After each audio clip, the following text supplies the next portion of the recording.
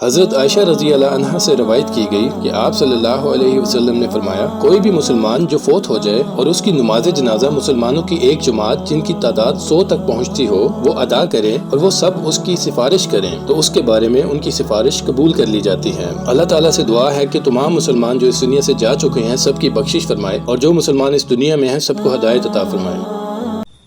ہمارے نبی صلی اللہ علیہ وسلم نے فرمایا، جب رات کا آدھا یا 2/3 حصہ گزر جاتا ہے یعنی تہجد کا وقت شروع ہو جاتا ہے، جو کہ دعا کی قبولیت کے لحاظ سے سب سے موزوں وقت ہے جس میں دعائیں قبول کی جاتی ہیں، کیونکہ اللہ تبارک و تعالیٰ آسمان دنیا پر نزول فرماتا ہے اور کہتا ہے، کیا کوئی مانگنے والا ہے کہ اسے دیا جائے؟ کیا کوئی دعا کرنے والا ہے کہ اس کی دعا قبول کی جائے؟ کیا کوئی بخشش کا طلبگار ہے کہ اسے بخش دیا جائے؟ حتیٰ کہ صبح پھوٹ پڑتی ہے۔ آپ صلی اللہ علیہ وسلم نے فرمایا، جب کسی مسلمان کو کوئی مصیبت پہنچے تو اس کو وہی کچھ کہنا چاہیے جس کا اللہ نے اسے حکم دیا ہے، یعنی وہ کہے یقیناً ہم اللہ کے ہیں اور اسی کی طرف لوٹنے والے ہیں، یعنی انا للہ و انا الیہ راجعون، اور مزید کہے، اے اللہ مجھے میری مصیبت پر اجر دے اور مجھے اس سے بہتر بدل عطا فرما، تو اللہ تعالیٰ اسے اس ضائع شدہ چیز کا بہتر بدل عطا فرما دیتا ہے۔ نبی صلی اللہ علیہ وسلم نے فرمایا، جب تم میں سے کوئی شخص مسجد میں داخل ہو تو کہے، اللہم افتح لی ابواب رحمتک، اے اللہ میرے لیے اپنی رحمت کے دروازے کھول دے، اور جب مسجد سے نکلے تو کہے، اللہم انی اسألک من فضلک، اے اللہ میں تجھ سے تیرے فضل کا سوال کرتا ہوں۔ اور جو لوگ گھر پر نماز پڑھتے ہیں وہ جائے نماز کو اس عمل کا ذریعہ بنا سکتے ہیں۔ ایک شخص نے حاضر ہو کر عرض کی، اللہ کے رسول جب میں اپنے رب سے مانگوں تو کیا کہوں؟ تو اس پر آپ نے اس کو دعا کے کچھ کلمات سکھائے اور ساتھ یہ بھی فرمایا کہ یہ کلمات تمہارے لیے تمہاری دنیا اور آخرت دونوں کو جمع کر دیں گے۔ آپ نے فرمایا، تم یوں کہو، اللہم اغفر لی وارحمنی واہدنی وعافنی وارزقنی۔ رسول اللہ صلی اللہ علیہ وسلم نے فرمایا، ہر نبی کی ایک دعا ایسی ہے جو یقینی طور پر قبول کی جانے والی ہے۔ ہر نبی نے اپنی وہ دعا جلدی مانگ لی، جبکہ میں نے اپنی دعا قیامت کے دن اپنی امت کی سفارش کے لیے محفوظ کر لی ہے۔ چنانچہ یہ دعا انشاءاللہ میری امت کے ہر اس فرد کو پہنچے گی جو اللہ کے ساتھ کسی کو شریک نہ کرتے ہوئے فوت ہوا۔ رسول اللہ صلی اللہ علیہ وآلہ وسلم نے فرمایا، جب تم میں سے کوئی شخص دعا کرے تو یہ نہ کہے کہ اے اللہ اگر تو چاہے تو مجھے بخش دے، بلکہ وہ پختگی اور اصرار سے سوال کرے اور بڑی رغبت کا اظہار کرے، کیونکہ دینے کے لیے اللہ تعالیٰ کے لیے کوئی چیز بڑی نہیں۔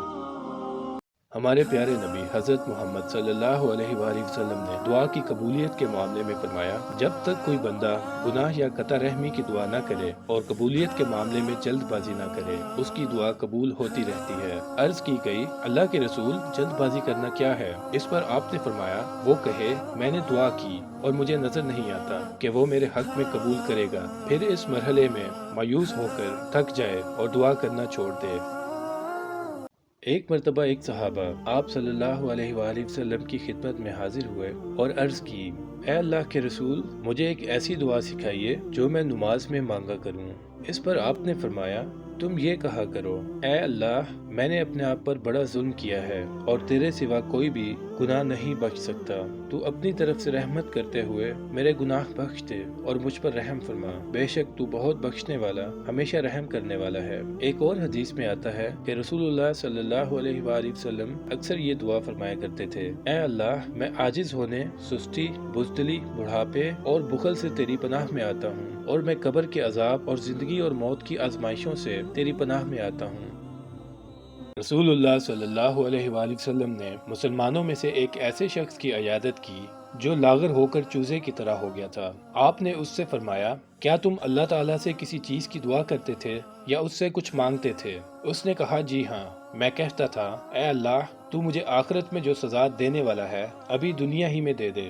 اس پر آپ نے فرمایا، اللہ پاک ہے، تم میں اس کی طاقت نہیں ہے، یا فرمایا، تم اس کی استطاعت نہیں رکھتے، تم نے یہ کیوں نہ کہا، اے اللہ ہمیں دنیا میں بھی اچھائی عطا فرما اور آخرت میں بھی اچھائی عطا فرما اور ہمیں آگ کے عذاب سے بچا لے۔ پھر آپ نے اس کے لیے اللہ سے دعا فرمائی تو اس نے اس شخص کو شفا عطا فرما دی۔ آپ صلی اللہ علیہ وآلہ وسلم نے ایک شخص کو حکم دیا کہ جب وہ رات کو اپنی خوابگاہ میں جانے لگے تو دعا کرتے ہوئے یہ کہے، اے اللہ میں نے اپنی جان تیرے سپرد کر دی اور اپنا چہرہ تیری طرف متوجہ کر لیا اور اپنی کمر تیرے سہارے پر ٹکا دی اور اپنا معاملہ تیرے حوالے کر دیا۔